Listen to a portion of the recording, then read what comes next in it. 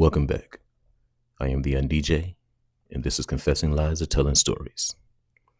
We always have another group of videos for you. There's always new issues, new things to learn, and a whole bunch of things to find. You ready?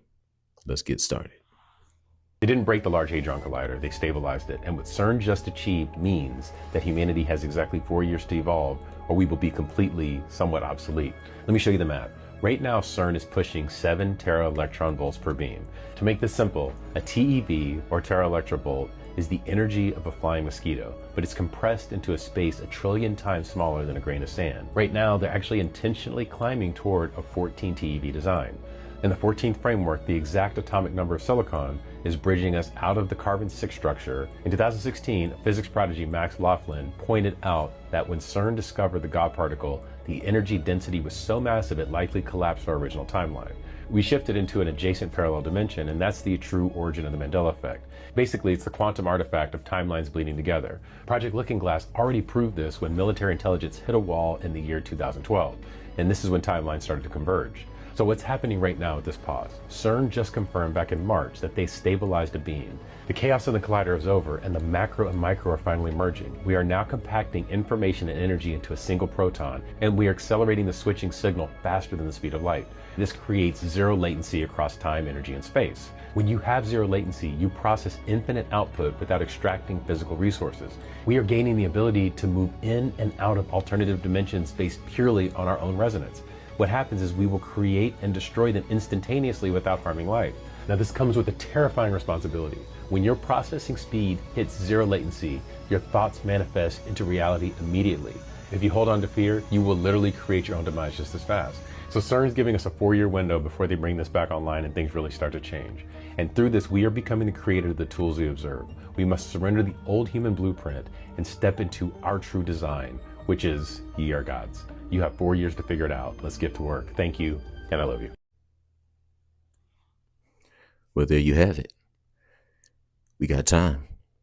And 4 years is plenty of time to do a lot better than what we're doing right now.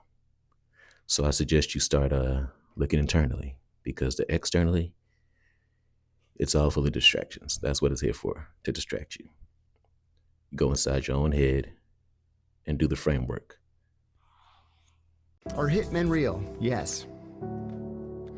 At the National Security Council, there is a committee that meets every Tuesday morning at 9 o'clock to drop something called the kill list. They sit around a table and they make a list of all the people that they want to kill that week. And then they take it back to the CIA, which has a dedicated unit. I won't tell you the name, but it has a dedicated unit that takes receipt of the list. They say, okay, number 1. They drive to the airport, they get on the plane, they go out to that country, they kill the person, they come back, and then they go to number 2 on the list. That happens every single week. Now, we can have a conversation about whether that's right or whether it's wrong. It's certainly immoral. It's illegal, but it's been tasked by the president. At the same time, This is nothing new. We already know what they do. But just like they're releasing everything else, they might as well go ahead and release what they're really doing. Stop keeping it a secret. Too many people are disappearing. So if we're going to come clean, let's come all the way clean. Don't just come clean about the aliens and the secret technology. Come clean about yourself. We want to know about you too, world leaders. In this industry, what you must understand is, when you do sell your soul, you are allowed to live forever. And these people that are called youngins, like I was, had no idea that these people still live. They will prey, haunt, kidnap, anything to stay on top. This is their world. They have nothing but time, is what they believe. The art of exchanging spirits, trading spirits. And then when they do die, they can move their consciousness from their decaying body, from their dead body, to a new clone of themselves. They can basically they can harness and control and transport the informational bundle that is a soul from one piece of hardware to another or wetware to another. They know how to do this, and this is why, like, in all the human myths about Apollo and Aphrodite and whatever, Zeus himself, these gods seem like they live forever. They always look the same, and whereas humans are, being born and dying generation after generation, these Nordics these gods always look the same, because first of all, their lifespans are thousands of our years per body, and then also they can move their consciousness into clones of themselves. So yeah, it's exactly as you describe it. It was done a very long time ago. And these are the people who manage us. I mainly put this clip in here because I love to see the lookalikes. And they had a lot in here that I haven't seen before. It's crazy, but it's not so crazy that it's not believable. Surely not so crazy that it's not possible. As soon as we discovered life, I promise you, we discovered or tried to discover how to cheat death. Once you get here, you don't want to leave. It's too much fun, for most of us anyway. So I really believe they've harnessed this.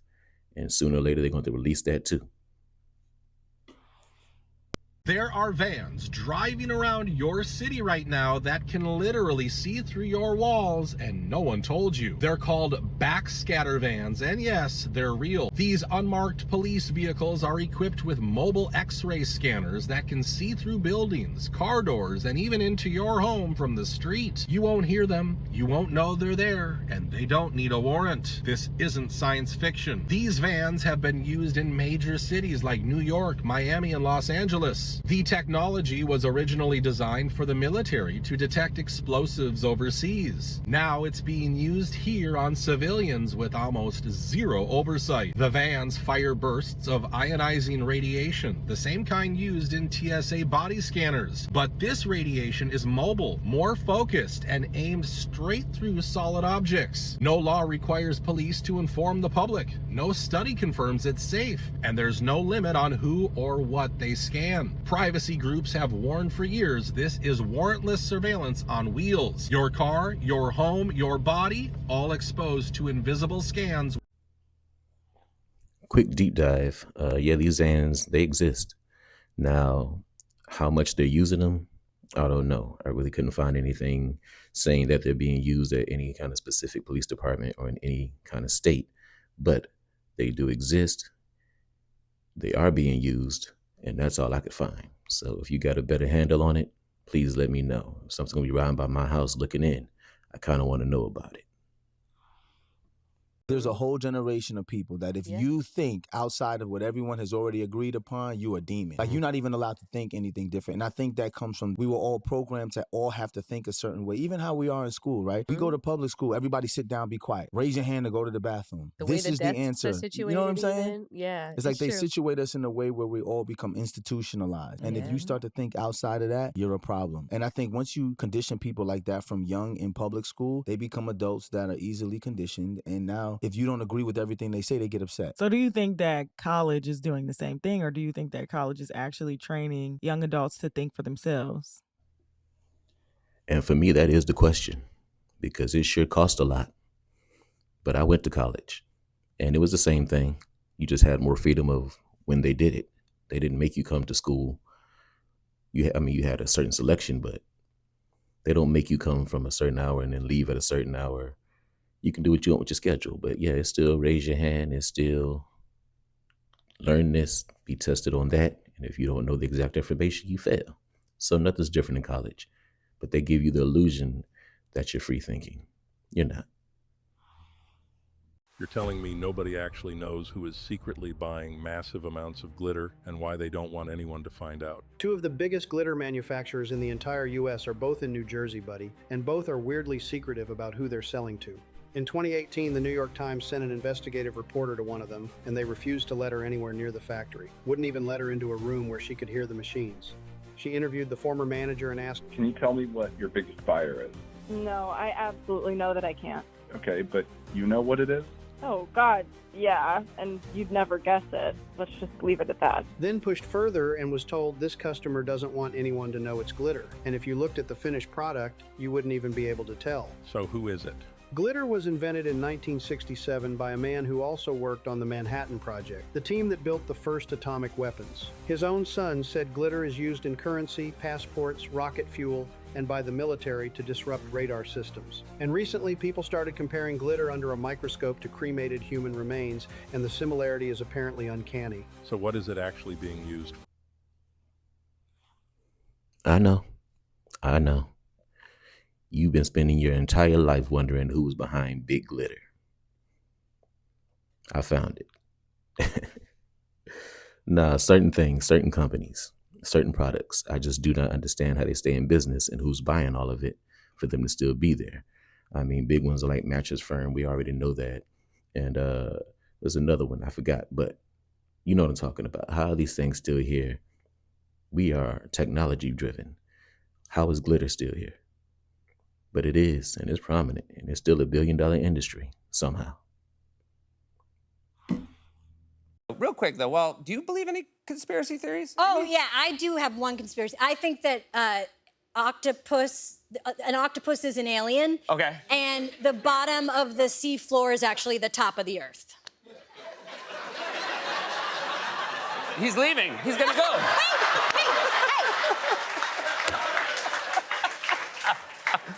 I told you to stop telling people that. Clones, well, these duplication clones can't walk around in public without what they call a handler. They have to be babysat so that they don't bite someone on the face or start a fire in a house, or they're like they go with the first impulse. Do you think our world is run by humans?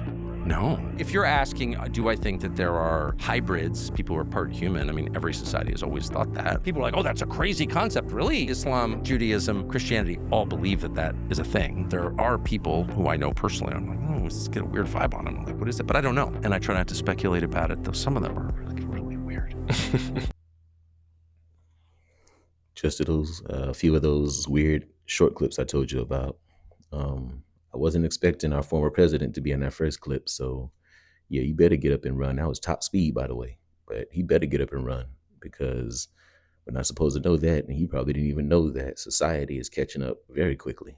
We're finding out and we will get there. Y'all better move a little bit faster if you want to stay ahead of us. You got an early look at this, the fourth release, and you've gone through it.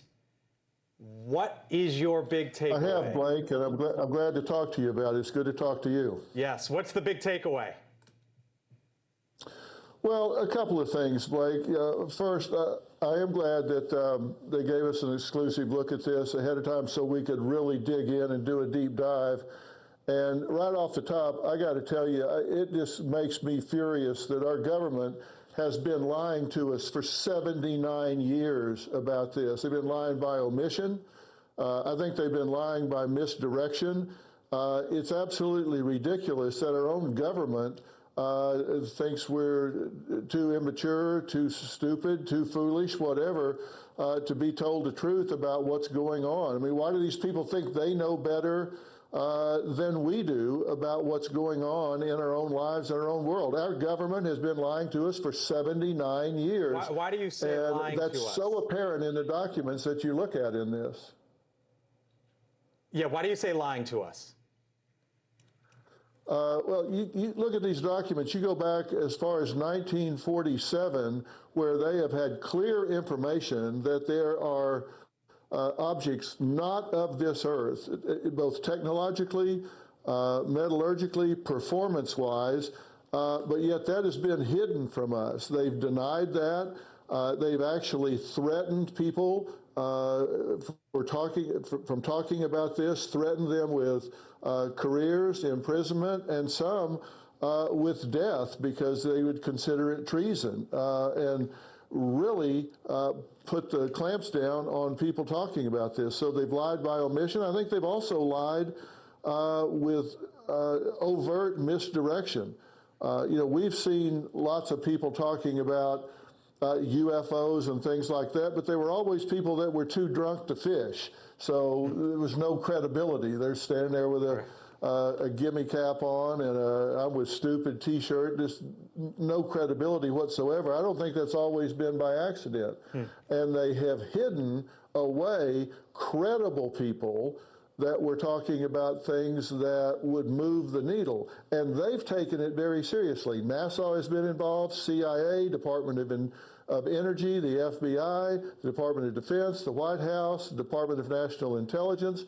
Lots of agencies have been involved in this, so they clearly have taken it very seriously, but yet hidden this from the public. I can't believe people are so surprised. They've made movies about it. I've heard people talking about it my entire life. What they saw, what happened. I've even met people who say they were taken and brought back, and they never had pretty stories to tell. So they know. They've always known, and they do not believe that we are smart enough or strong enough to handle it. And unfortunately, to a certain degree, I agree with them. A lot of us overreact. We go too far. And we're not willing to accept the information, and then everybody hits the streets and looting begins, and it's crazy. I still mad at everybody for buying up all the toilet paper during the dark days in 2020. That was ridiculous. That was like enough of a reason for me to not even want to be told. Don't tell us. Because if they did all that over this, what are they going to do when something comes out of the sky? It's ridiculous. We got to stop that. We got to get smarter. Reality is fake, and I can prove it in 60 seconds. 1. Vision delay. You're living in the past right now. Light takes time to reach your eyes, and your brain takes about 80 milliseconds to process it. So you never see the present. You see what already happened no matter what. Next is touch. You've never touched anything in your life. Atoms are 99.99% empty space. What you feel as a solid is just electric charge pushing back. Even now, you're floating a fraction above your seat. You've never made contact with anything in your life. Next is color. Color isn't real. Objects don't have color. When light hits things, it bounces a wavelength at your eye, and your brain invents red. Color only exists inside your head. Out there, it's just waves. And the color magenta, no wavelength of light exists for it. It's created in our brain from red and blue signals. It's entirely made up and doesn't exist. Now we have time. Time isn't constant. Your head is aging faster than your feet right now. The further you are from Earth, the faster time moves for you. It's all because of gravity. Gravity and time are the same phenomenon. When mass curves space and time, it curves them both together. Isn't it crazy how we know so much, but we know absolutely nothing that's accurate, because everything we think we know does not exist the way we think it exists. So technically, we don't know anything. And I love saying it. I know enough to know I know nothing. Why? Because every time I learn something, I realize how much I don't know. And that's true knowledge. If you think you're closer to knowing more every time you learn something, then you didn't learn it. Remember, when you increase your knowledge, you increase your sorrow. You don't get happier and smarter and think you know things better. You feel worse. It's like, wait a minute. So nothing? No, nothing. And you won't be here long enough to learn anything, to be honest with you. So you got to do the best you can with the situation you're in and learn the most you can about your situation, which is this world, your life. So get it. Where are the people who own these vehicles? Where are they? They've got tags on them, by the way. But yet, all this time, nobody's come to claim them. You know that the police had to run the tag numbers, etc., to see whose they were. But yet, nobody's ever come to claim them. Maybe they were at the hotel and were swept away by that flood. It's a good possibility. Out here in the foreground, there's other vehicles. There's other vehicles out here. They got tags on them. Why hasn't anybody come to claim them? And you have to assume that they were staying at this hotel. I mean, the hotel's gone, of course, now, but this was the Geneva Hotel, Lake Lure, North Carolina. Swept away by Hurricane Helene. Where are these people at? Now, I've been reading about the state laws in North Carolina and about, vehicles left on other people's property, etc. And then there's other things to consider. But I mean, you got vehicles out here, and by the way, that in the foreground out there, that's an Audi. Those are not cheap. Even if you put that thing out for parts, you could probably get a decent amount of income from it. But nobody's come to claim these vehicles after nearly 2 years. It makes you wonder, how many people were actually swept away by that flood? Or is it one of those kind of special hotels where you check in but you don't check out? This is one of those events. This hurricane, it came and it went. And just like always, we move past it so fast, and we always move super fast past the things that we probably need to give a little bit more attention to. Stay on it a little while. Make sure everybody's all right. Make sure that the government's doing what they're supposed to do for these people. But no, we hear about it. We look at a couple of videos, on to the next thing. This stuff happens to real people, and these people have stories to tell, and they rarely get a chance to tell them. And if they do, we don't listen long enough to care. By 2027, U.S. federal law is requiring all new cars to have mandatory surveillance technology such as cameras inside the cars, eye movement trackers, facial expression trackers, and other body sensors. So every car in 2027 onward will be literally surveilling every single thing you're doing in the car. What the f is happening? Lawyer? This is true. This is sounding like this a is great actually excuse. true. This is true. But literally, like on a steering wheel now, there's going to be this little sensory thing, and it is just watching everything you're doing. So it's going to be like the self-driving feature that's like, hey, you're not paying attention, but for all drivers? Yep. So they're saying it's to track your eye movement and facial expression to see if you're drunk or not, which, like, what if you just have drunk face? But that's... Resting drunk face. RTF. What if you're drunk 24/7 and it's only used to seeing you drunk? Whoa. Wow. You know, in the midst of all of this, okay, I think I may have an invention that could become huge. Okay. Glasses with eyeballs on them that are looking straight ahead that look real. The ping pong balls. Yeah. So you'll just be driving and be like, but they have the passed screen out, protectors but on, yeah. The sensors will be looking at the eyes on the glasses, so you could kind of get away from this whole You thing. really are combating the AI. Yeah, you know, I'm just saying. Find them on dongcity.com. I wonder who's going to be paying for all this. If the government wants it done, are they going to give money to the car companies? Are the car companies just going to front it off for their profit? Or are they going to go ahead and pass it along to the consumers?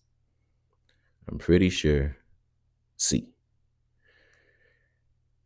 Usually when they do this, they're going to probably start it as an option. They always do that. They start things off as an upgrade option. And they sell it. And then eventually, as the technology starts to get cheaper to install, they just slide it on in. And it becomes part of the normal base car. So be careful. I already told you before in another video, have your new cars. They're nice. They're cute. But keep you in old days, man. That getaway, just in case they hit that button. What I'm about to show you will change how you see people forever. The personality that you're seeing isn't who they are. It's who they want you to think they are. So you never see who they're afraid they might be. People don't actually show us their truth. They show us their defense mechanisms. And that mechanism, it always overcompensates for their greatest fear. First, we have the tough guy. And the tough guy persona or the inversion pattern isn't strong. He's afraid that you're going to see that he's hurt. His aggression is usually armor. He's been betrayed or humiliated or abandoned. And the only thing more terrifying than being hurt again is looking like he could be. Then we have the other inversion that's called the people pleaser. This is a fear of rejection. So that person, that friend that you know that's super overly agreeable, the yes man, the helper, the 100% always there friend, they're not just kind. You're seeing a defense mechanism here. So they are terrified of being rejected, of not being needed. Next, we have the overachiever, and this is the workaholic, the one who can't stop moving. And they're not just ambitious, they're typically scared. And they're scared that if they stop performing, if they achieve nothing, they're gonna have to face the voice. And it's the voice that says, you are not enough without it. The next inversion strategy is the class clown persona. The constant joker that we all know. The class clown, it's not just about being funny. It's about never being real. So every joke is like a little preemptive strike. It's just saying, I'm going to disarm them with laughter before they get close enough to feel me. So underneath that punchline is somebody terrified of being seen, not as entertaining, but as emotional. I put this clip because I want you to see it. It helped me when I had to get to learn myself a little bit better in my younger days. It's been a long, rough road, you know, and I have no problems. I'm transparent here. I'm the last one. I'm the class clown.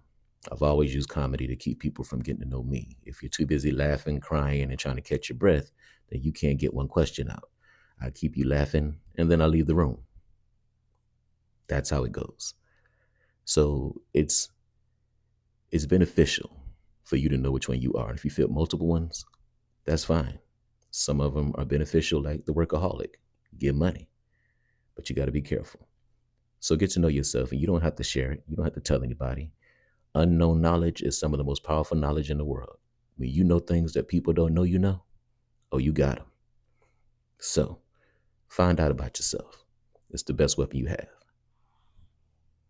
Yep, they have been watching us and marking us since birth, and the man who just found out about this has disappeared, and he warned us this would happen. People were terrified after it came out that Daniel Schmidt, a student from the #1 economics program in the world, had gone viral claiming he had cracked the code, proving that we are all living inside a 300,000-year-old long experiment run by an advanced civilization. Haunting clips show him claiming that by taking your full name and your date of birth, you can calculate what he calls your metadata, a hidden code that reveals your exact purpose in life. And when he calculated his own, he claims that he started crying because it was so accurate. With millions now trying it and warning what they are finding is matching their lives perfectly. But it gets much darker as scientists published a study claiming that they found a signal of intelligence hidden inside human DNA, a code frozen into us for billions of years that they say could not have been made by nature. And a man who discovered DNA himself proposed that an ancient civilization may have put us here on purpose. And this is the exact same thing Daniel is claiming. However, what he calls metadata is actually something called numerology, a practice thousands of years old with no real scientific backing. But what do you think?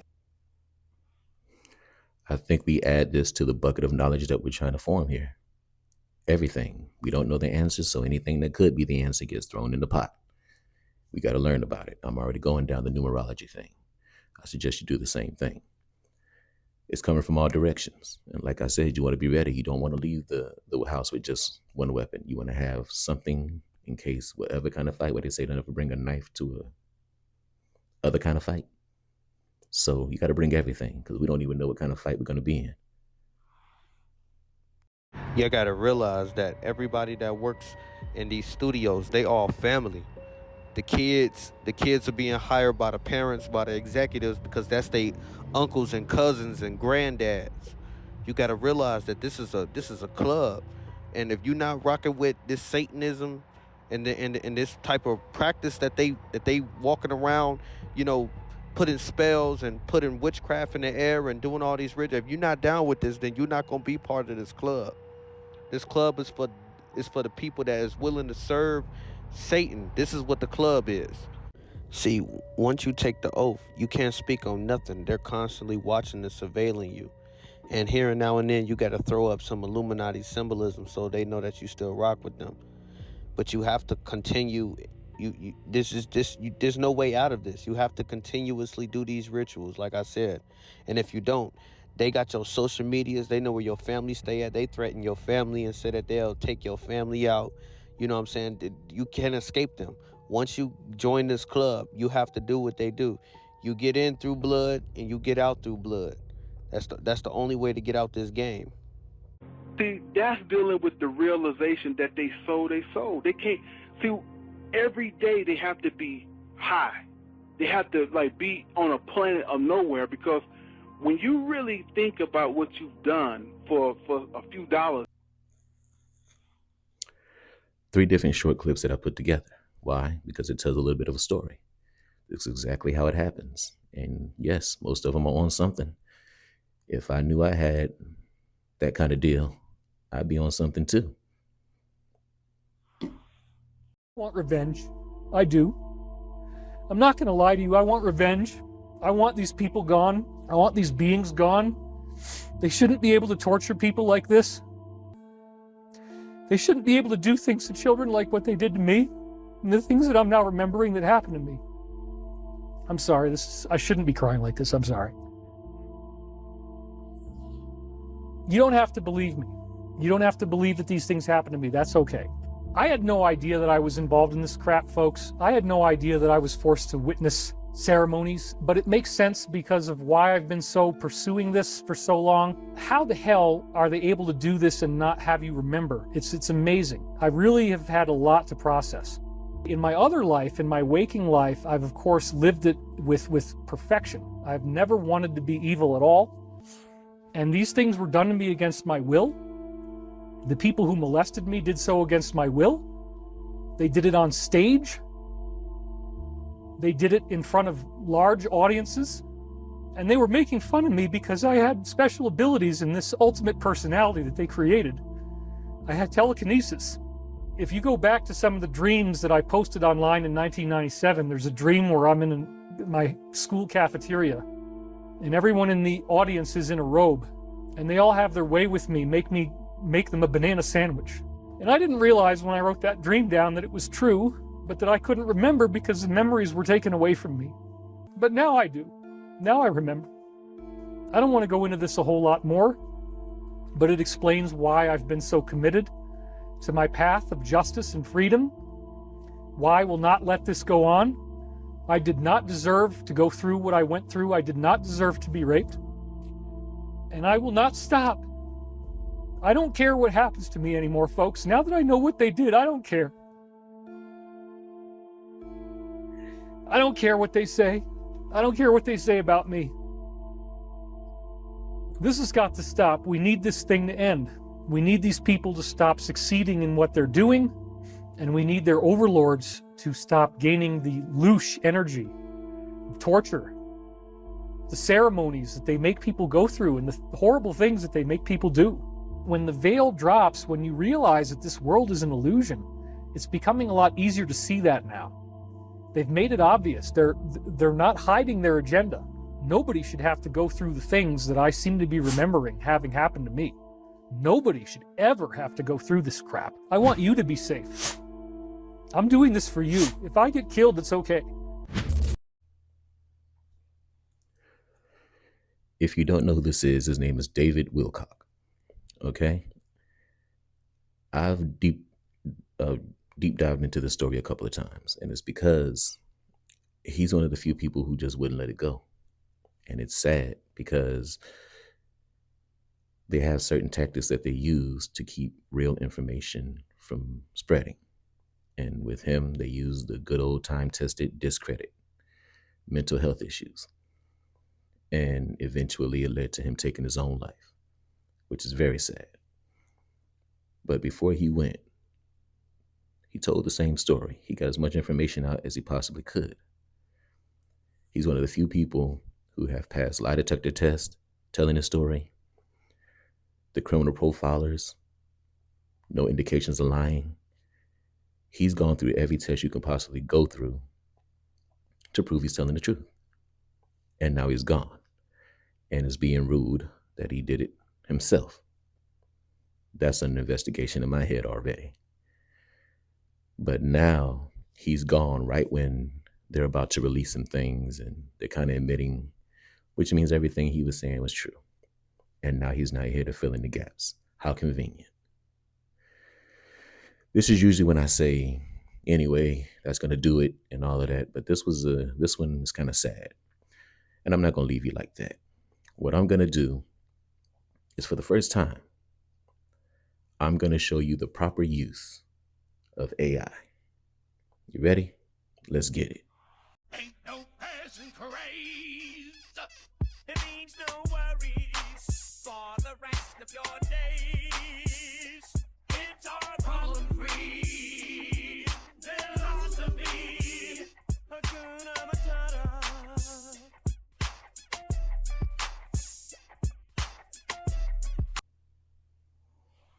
And we're going to let that be the outro. I am theundj. This is Confessing Lies or Telling Stories. Until the next time, Hakuna Matata, and I'm out.